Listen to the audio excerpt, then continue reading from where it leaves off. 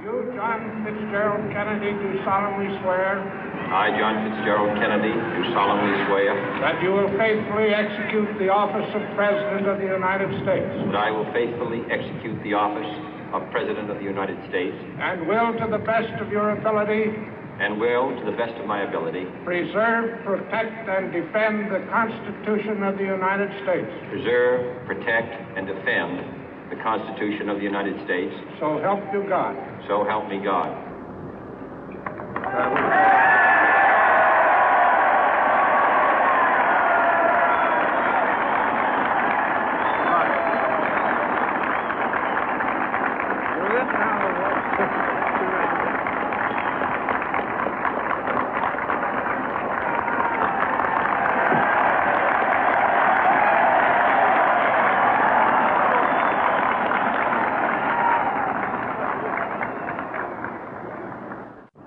Vice President Johnson, Mr. Speaker, Mr. Chief Justice, President Eisenhower, Vice President Nixon, President Truman, Reverend clergy, fellow citizens.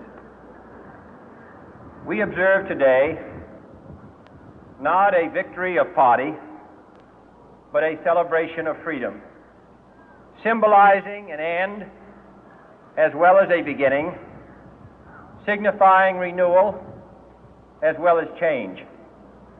For I have sworn before you and Almighty God the same solemn oath our forebears prescribed nearly a century and 3/4 ago. The world is very different now, for man holds in his mortal hands the power to abolish all forms of human poverty and all forms of human life.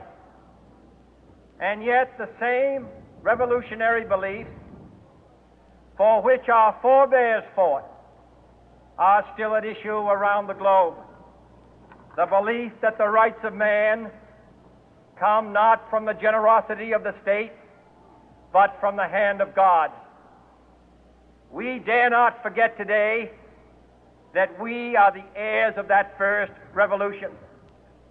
Let the word go forth from this time and place to friend and foe alike that the torch has been passed to a new generation of Americans born in this century, tempered by war, disciplined by a hard and bitter peace, proud of our ancient heritage, and unwilling to witness or permit the slow undoing of those human rights to which this nation has always been committed and to which we are committed today at home and around the world.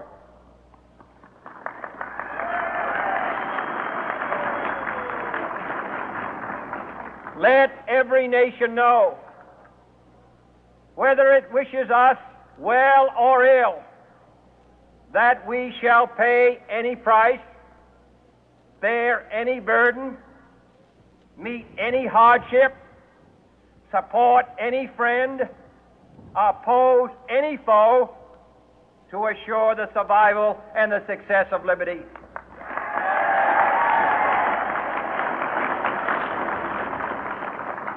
This much we pledge and more. To those old allies whose cultural and spiritual origins we share, we pledge the loyalty of faithful friends. United, there is little we cannot do in a host of cooperative ventures. Divided, there is little we can do, for we dare not meet a powerful challenge at odds and split asunder. To those new states whom we welcome to the ranks of the free, we pledge our word that one form of colonial control shall not have passed away, merely to be replaced by a far more iron tyranny.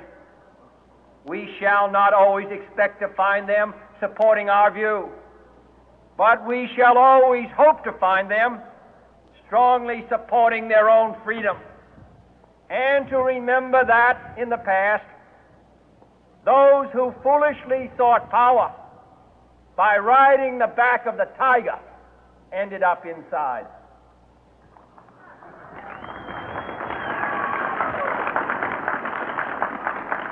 To those people in the huts and villages of half the globe struggling to break the bonds of mass misery, we pledge our best efforts to help them help themselves for whatever period is required, not because the communists may be doing it, not because we seek their votes, but because it is right. If a free society cannot help the many who are poor, it cannot save the few who are rich.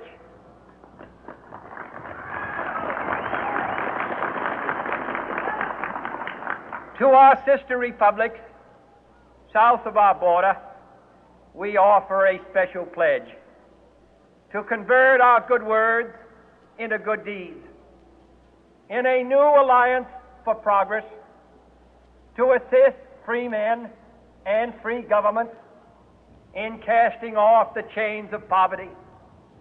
But this peaceful revolution of hope cannot become the prey of hostile powers. Let all our neighbors know that we shall join with them to oppose aggression or subversion anywhere in the Americas. And let every other power know that this hemisphere intends to remain the master of its own house.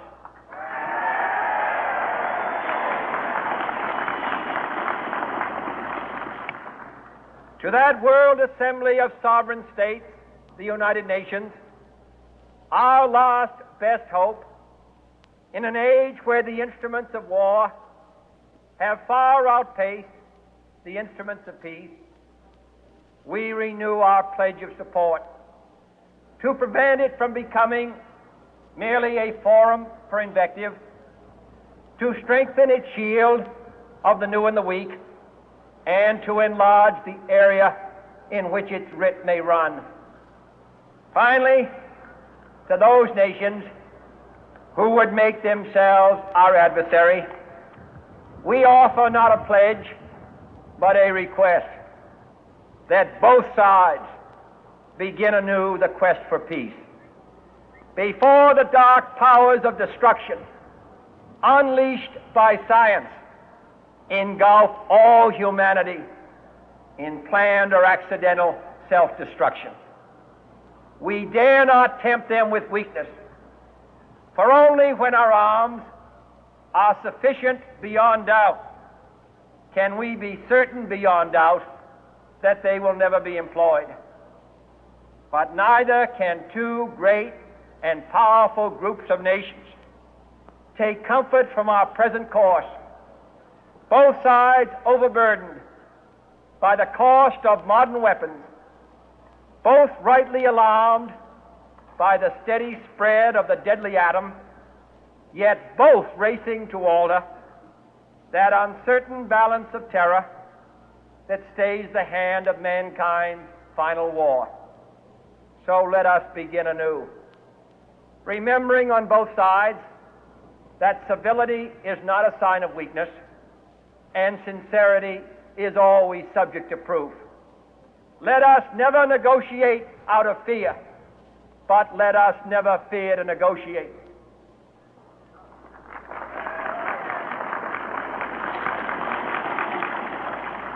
Let both sides explore what problems unite us, instead of belaboring those problems which divide us.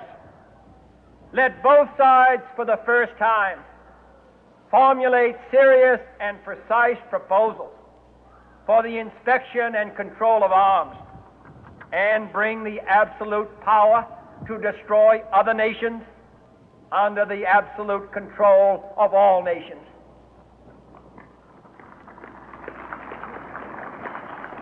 Let both sides seek to invoke the wonders of science instead of its terrors. Together, let us explore the stars, conquer the deserts, eradicate disease, tap the ocean depth, and encourage the arts and commerce. Let both sides unite to heed in all corners of the earth the command of Isaiah to undo the heavy burden and let the oppressed go free. And if a beachhead of cooperation may push back the jungle of suspicion, let both sides join in creating a new endeavor, not a new balance of power, but a new world of law, where the strong are just and the weak secure and the peace preserved. All this will not be finished in the first 100 days, nor will it be finished in the first 1,000 days, nor in the life of this administration, nor even perhaps in our lifetime on this planet. But let us begin.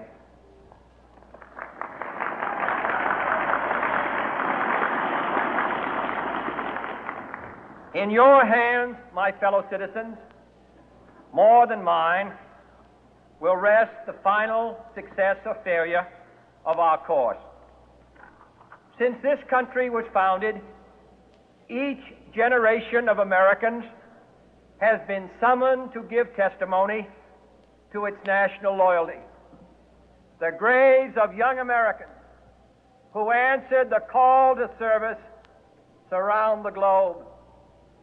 Now the trumpet summons us again, not as a call to bear arms, though arms we need, not as a call to battle, though in battle we are, but a call to bear the burden of a long twilight struggle, year in and year out, rejoicing in hope, patient in tribulation, a struggle against the common enemies of man, tyranny, poverty, disease, and war itself. Can we forge against these enemies a grand and global alliance,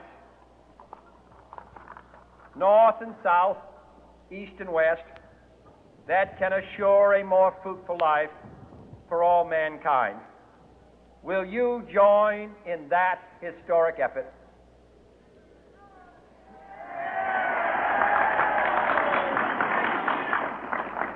In the long history of the world, only a few generations have been granted the role of defending freedom in its hour of maximum danger.